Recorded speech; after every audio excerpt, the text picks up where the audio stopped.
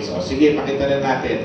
So ito po ay naka-align po, no, ginawa po natin ng team with the SGOD planning unit, planning team.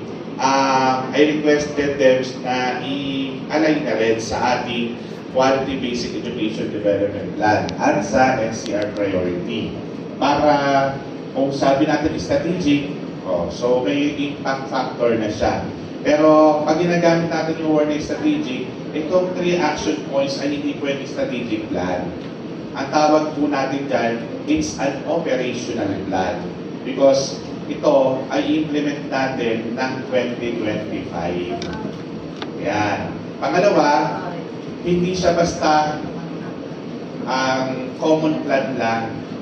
Ito po ay adjusted, no, plan. Ibig sabihin, nung nag-meet yung mga superintendents, mga hepe, ni-review, no? Ni-review yung mga nakaraang mga programa at saka ano. So ito yung mga kailangan, kaya tinawag adjusted, in-adjust doon sa priority talaga ni NCR.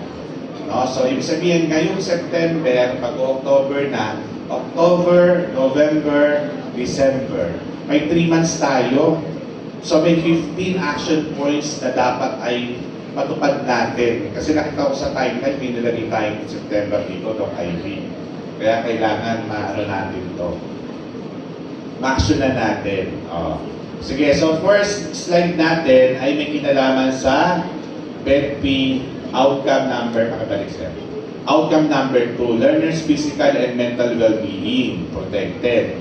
And NCR priority 1, keep school-age children in school. So may kinalaman siya sa learners. Okay? Pero sa lumang mga indicators, ang pinag-uusapan dito, yung access na mga bata dapat ay schooling. Hindi ko sinasabi mapasok dapat sa school kasi minsan umiinom sila or nasa learning center sila or may iba silang modality kasama na yung mga homeschooling dyan.